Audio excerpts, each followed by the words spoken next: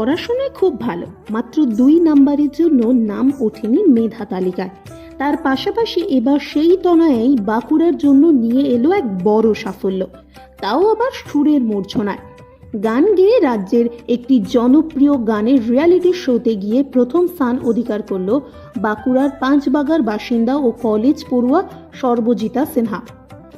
রাজ্যের বিভিন্ন জেলা থেকে আগত 18 জনের মধ্যে এই বিশেষ প্রতিযোগিতায় সেরা মুকুট পড়েন সর্বজিতা।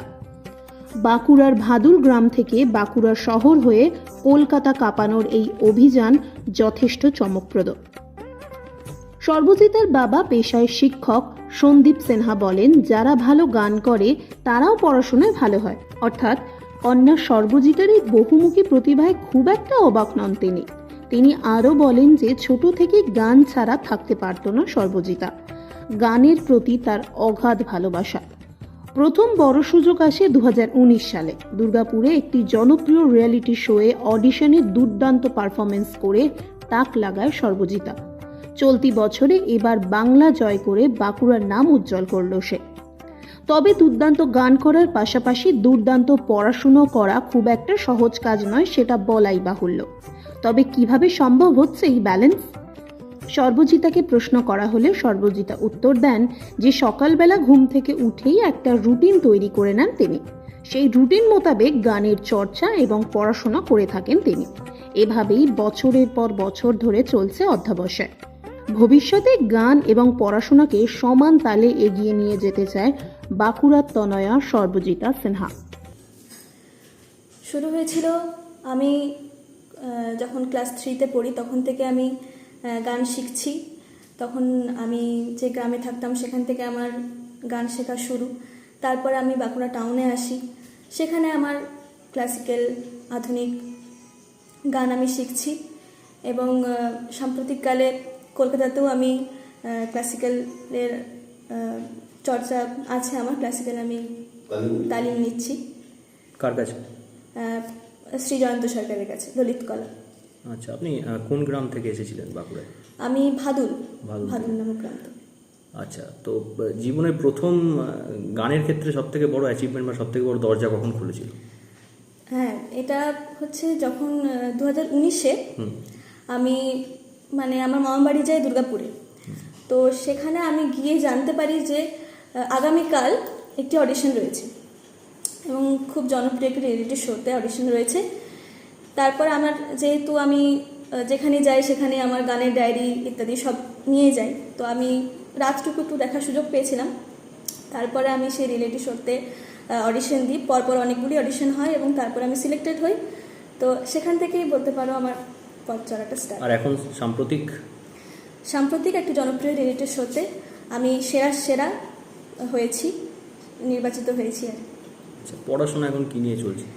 পড়াশোনা এখন আমার ফার্স্ট ইয়ার চলছে। আমি কলকাতাতে যোগমায়া দেবী কলেজে পড়ছি, জিওগ্রাফি অনার্স। আপনার বাবা একটা কথা বললেন যে আপনি 2 নম্বরের জন্য স্ট্যান্ড করতে পারেননি উচ্চ মাধ্যমিক। হ্যাঁ, তার মানে পড়াশোনাটার ক্ষেত্রেও সমান মনোযোগ দিতে হয় বা দেন আপনি, তো এই ব্যালেন্সটা কিভাবে হয়? হয়ে যায় দিনে ঘুম থেকে ওঠার পরে একটা রুটিন বানিয়ে নিই আর কি, যে কখন পড়বো, কখন কোন সাবজেক্টটা পড়বো, কখন গান চর্চা করব, কখন কি করব, সেটা একটা রুটিন মাফিক আমি সাজিয়ে নিই পরপর।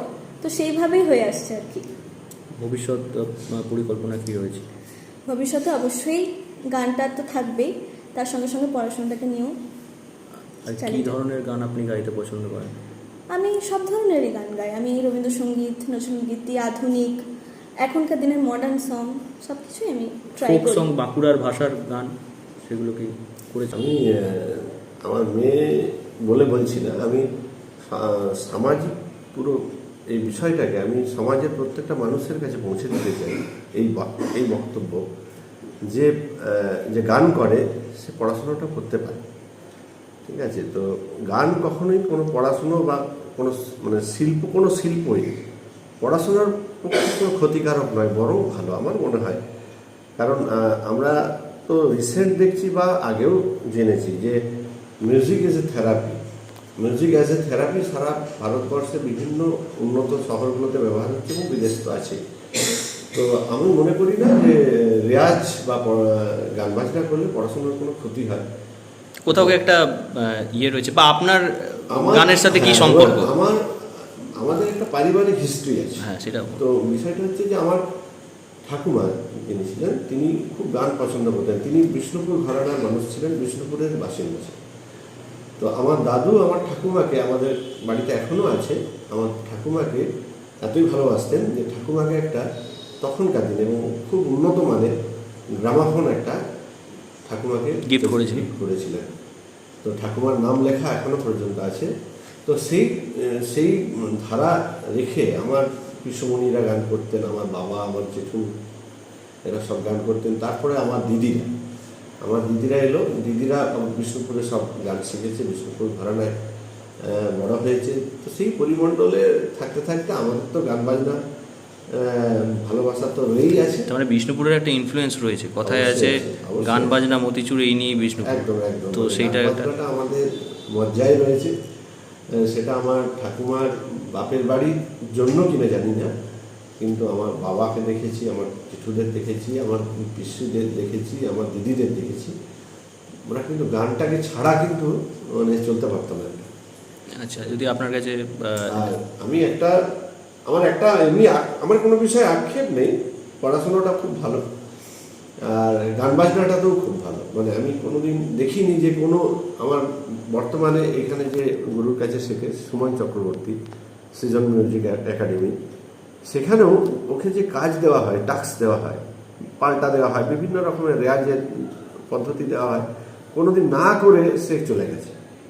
এবং প্রতিদিনের এটা কিন্তু তার হ্যাবিটেট, মানে সে প্রতিদিন কিন্তু এটা কিন্তু করে। এবং কলকাতাতেও যে শিখছে ক্লাসিক্যাল, যে শিখছে পণ্ডিত জয়ন্ত সরকারের কাছে, তার সুযোগ্য পুত্র শ্রীমন্ত সরকারের কাছে, তো তাদেরও যে মানে কাজ, সে কাজও কিন্তু একদম মানে পুরোপুরি করে নিয়ে যায়। এমনটা